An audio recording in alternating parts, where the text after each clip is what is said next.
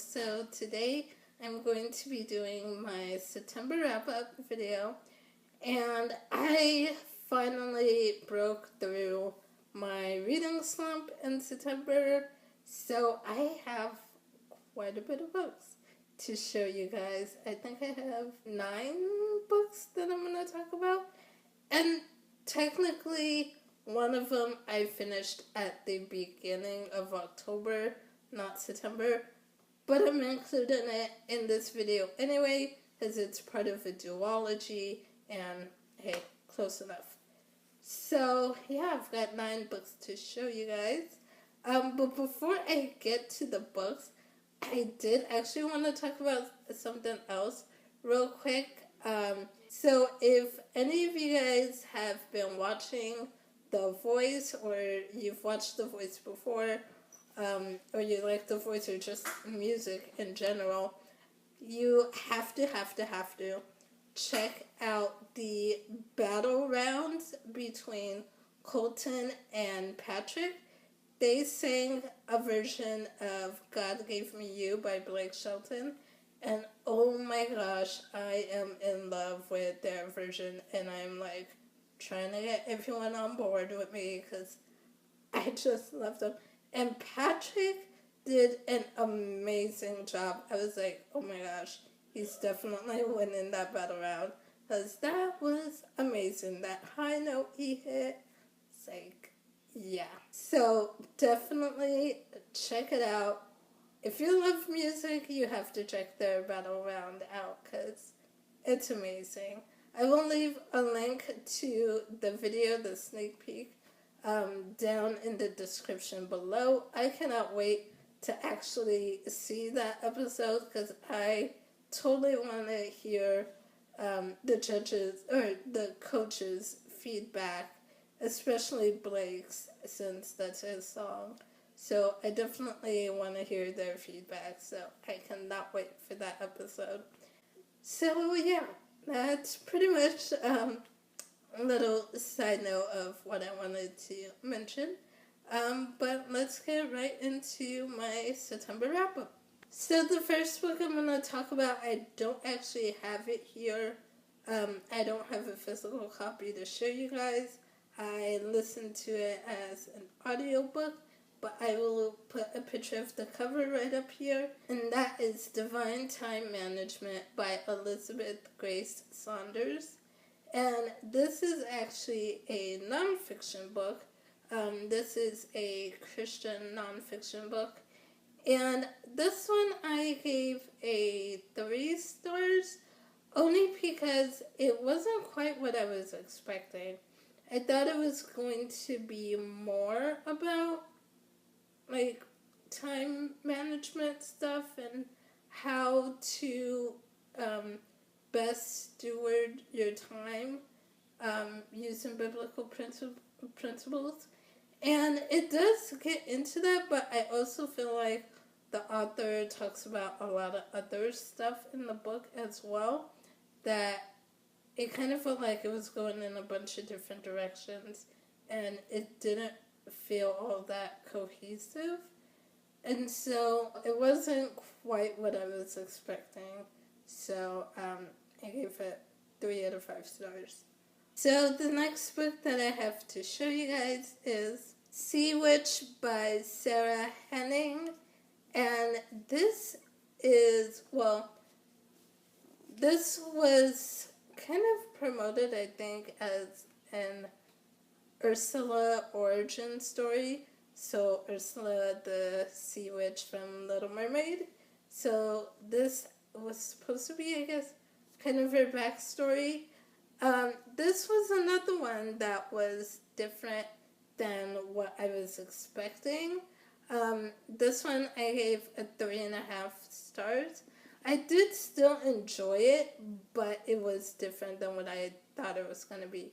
So I was thinking we would see, like, Ursula's story and find out, what made her become the evil sea witch, what made her, like, hate mermaids and, like, become this evil witch. But that's really not what we get with this one. We do get her backstory, and we do see how she became a sea witch, but as far as being evil, I really did not feel there was anything evil about her. Even when she became the sea witch, and I still didn't see anything evil about her. So I think it was more of, from the way the story is told, it was more of the perception of her powers and being a witch that scared people. And I guess that's what gave her the title of the evil sea witch. But again, she really didn't do anything in here to warrant that title. So, yeah, so if you're expecting to kind of find out about Ursula's story and find out what makes her the evil sea witch, this really doesn't do that. You do find out why she became a sea witch and her backstory and how that happens. But again, it's not the evil villain that we know from The Little Mermaid. So, but I still did enjoy it. The beginning and the middle were kind of slow. So this is a book that is a bit on the slower side, and things don't really pick up until about the last 90 pages.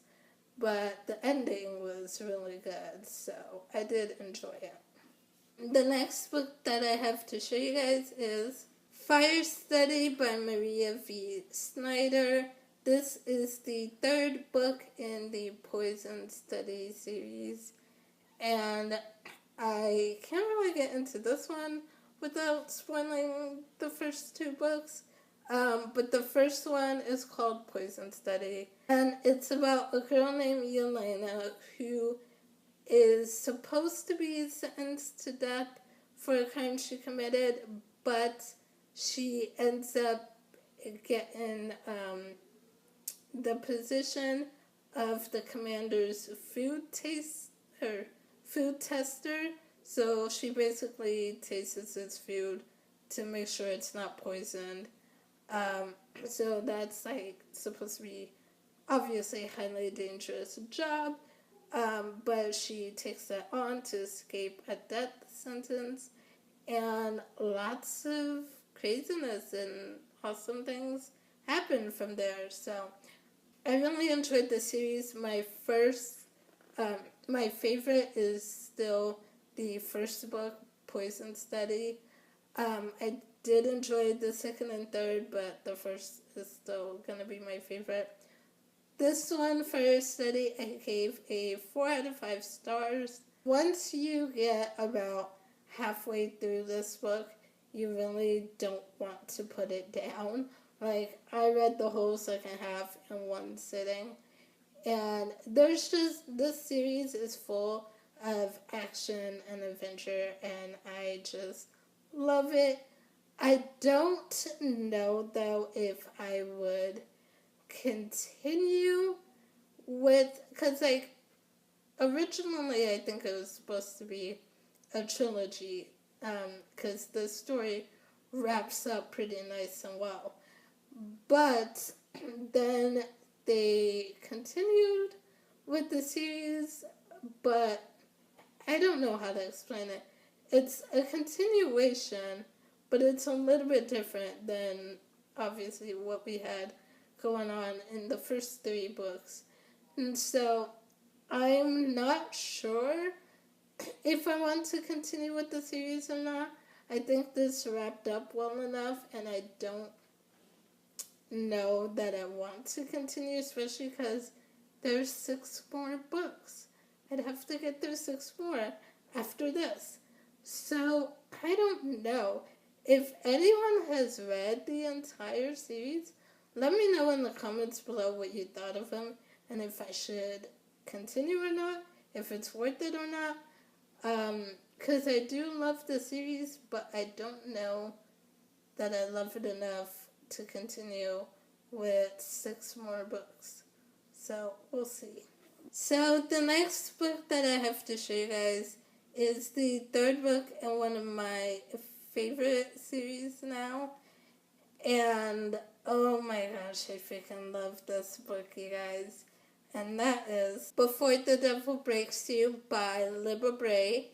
This is the third book in the Diviners series. And oh my gosh, when I finished it, I was like, I want the fourth book now.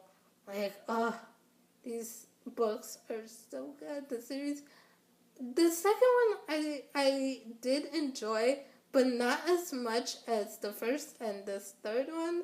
Like, I really loved the first one, and I really enjoyed this third one.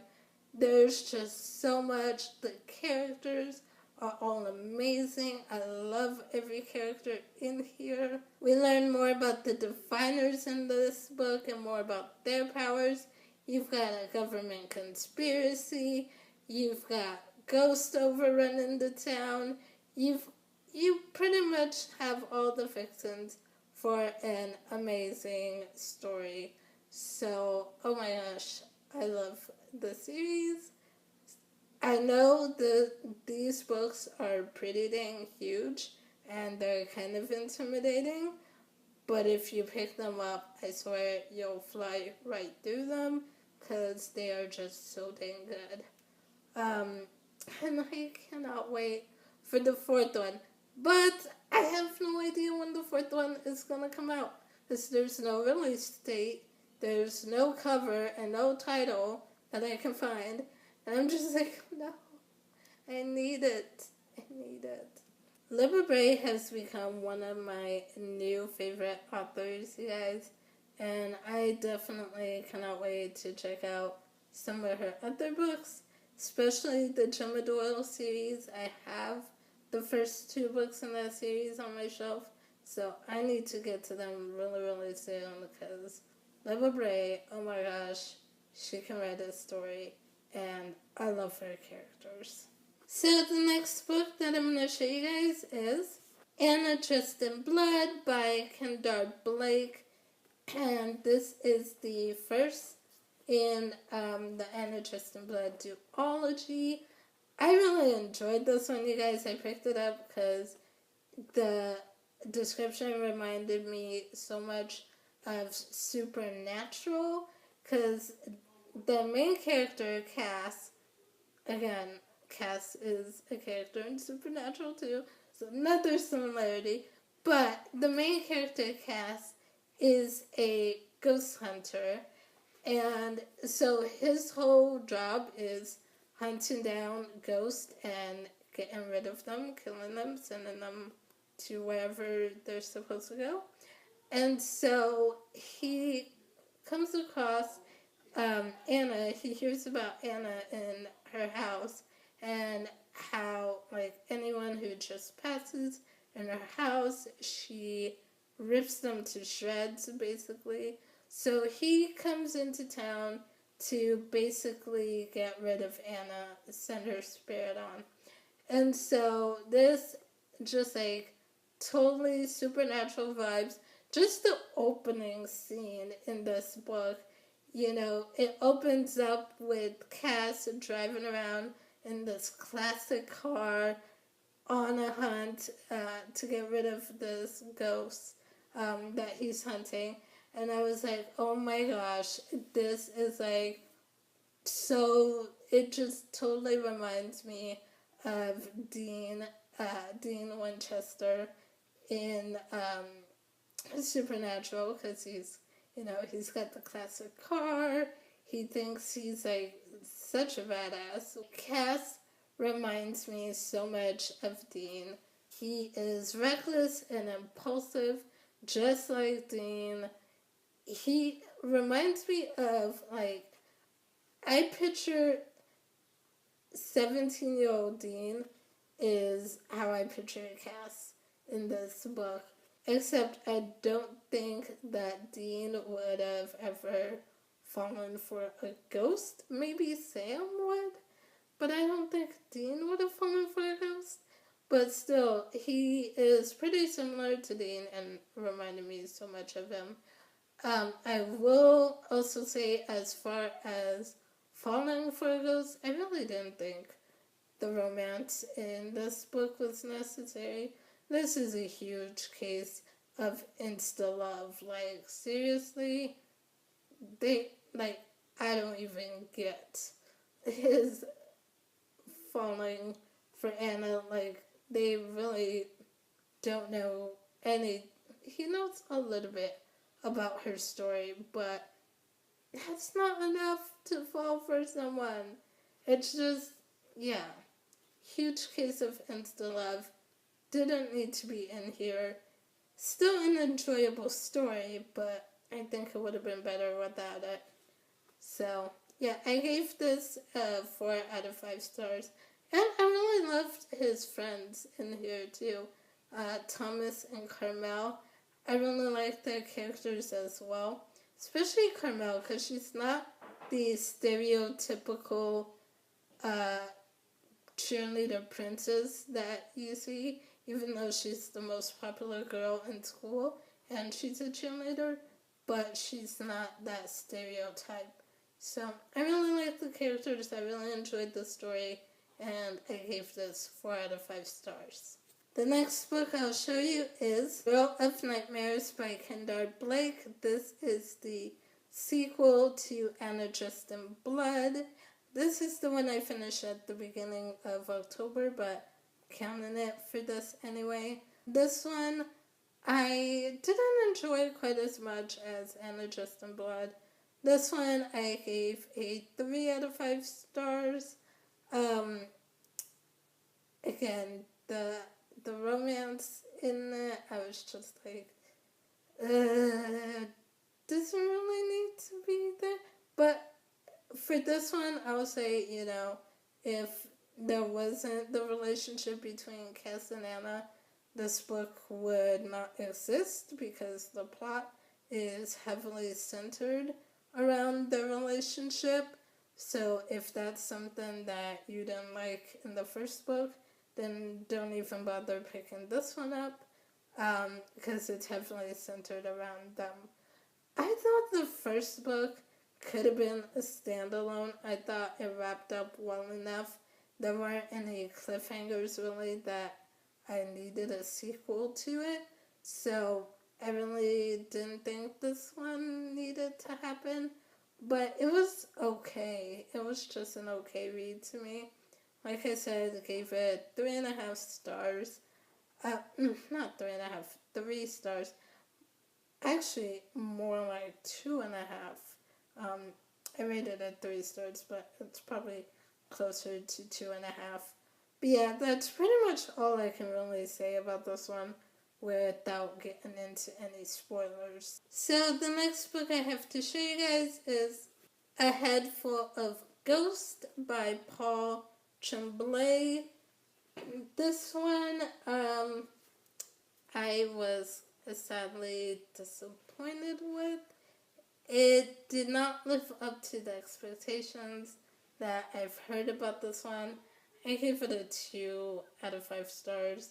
This one is about a girl named Mary who, when she was younger, when she was a child, her older sister Marjorie, went through some stuff and they had kind of a crazy time in their family during this period where, they were part of this reality TV show called Possessed, where, they kind of thought at one point her sister Marjorie was being possessed by demons. And so there is a lot that happened to her during that time. And so she's kind of recounting her story to this reporter. And that's pretty much kind of the synopsis of this. I was kind of disappointed. I heard this was supposed to be like really great horror story. Unfortunately, I was bored through a lot of it. Definitely not scary at all. This one, I don't know. It's blurbed by Stephen King and says, "A head full of ghosts scared the living hell out of me, and I'm pretty hard to scare." And that's Stephen King. And I'm just like, really? Because it didn't seem scary to me at all. So, yeah. There's more to just not being scary. For me, giving it a 2 out of 5 stars. Like I said, I was kind of bored with a lot of it. The beginning had me kind of interested. I think there was something with the pacing because the beginning had me interested, and then the end pulled me back in, but the middle just seemed to drag for so long, which I'm like, that's interesting to do because this is less than 300 pages and it's not a long book. So for it to feel like it's dragging for forever, it's kind of like, okay. And I did listen to this on audio as well to see if that would help. Honestly, probably wouldn't have gotten through it if I hadn't listened to the audio version. But I feel like this book tries to do a lot and it just kind of fails. Like, I really don't know what it was trying to accomplish because is it, there's this whole thing in here about was Marjorie really possessed by demons or did she have a mental illness? Was it schizophrenia? And so it's like, okay, is this book supposed to have us thinking about mental health versus religious beliefs? Or is it about the family dynamics in this book? Because this was a pretty messed up family as well. So, like, was it about the family dynamics and the pressures on the family, the societal and life pressures? Was it about the reality TV show and how we can't trust anything we see on TV or online or on the news anymore? Was it a commentary on that? Or what exactly was this trying to accomplish? Because I think it kind of tries to do so many different things. I'm like, I don't know, what exactly is it trying to accomplish? If it's just trying to be a horror book that scares you, unfortunately for me, it failed in that department. But if there's something more to this book, I'm really not sure what exactly it was trying to accomplish. So, yeah, kind of for that, I had to give it 2 out of 5 stars. I had a lot of hopes for this one, seeing as I heard some really good things about it. But fortunately, it was kind of let down.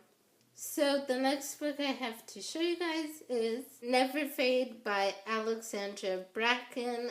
I really enjoyed this series.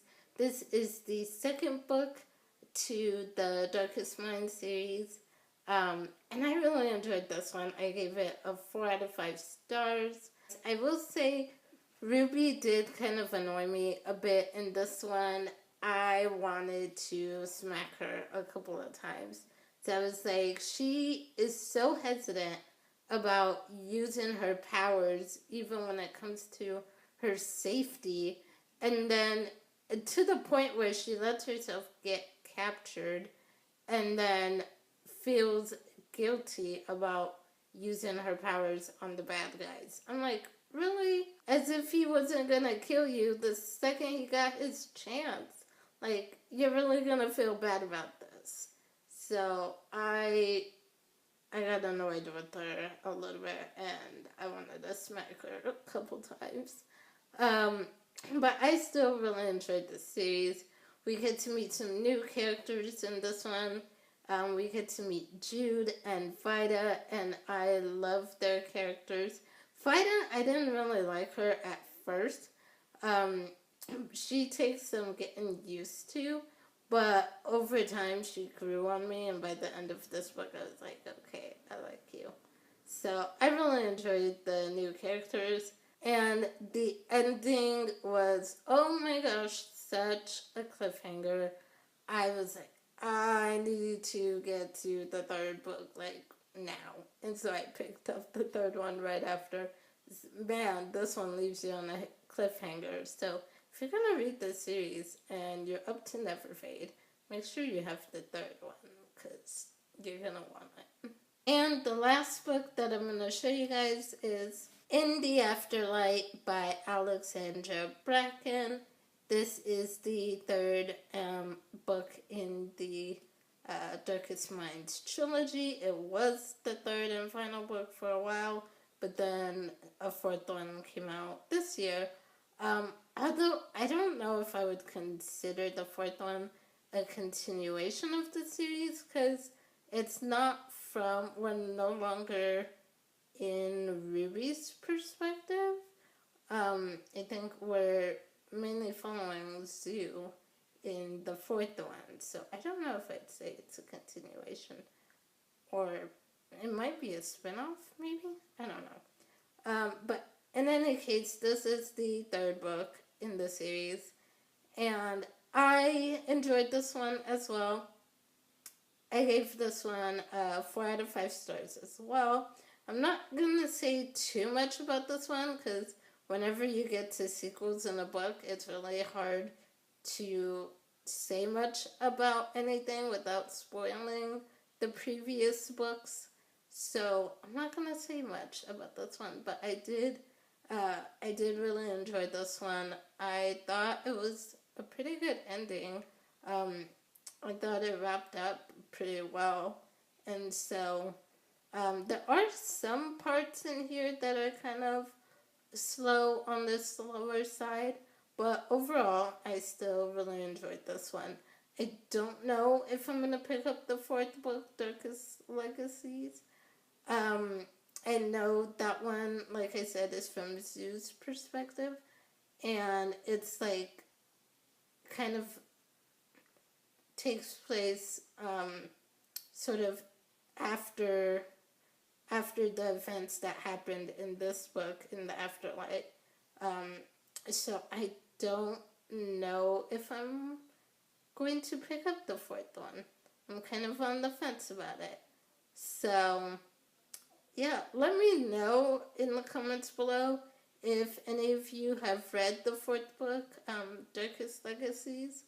Let me know what you thought and if it is worth picking up and reading. So yeah, let me know, because I'm kind of on the fence about it. So that's it for this video, you guys. Those are the books that I read in September. September was a really good month for reading for me. Finally, like I said, broke out of my reading slump and read a ton of books. And I'm hoping to continue that in October. I've already read 3 books so far.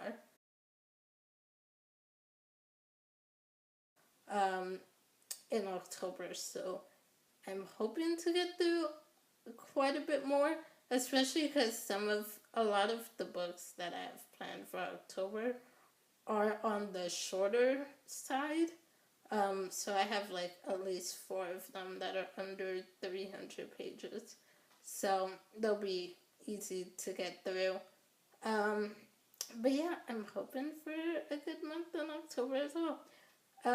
So that's it for this video. Let me know in the comments below if you've read any of these books, what you thought about them. And again, let me know if I should continue on with the Darkest Legacies, and also if I should continue on with the Poison Study series.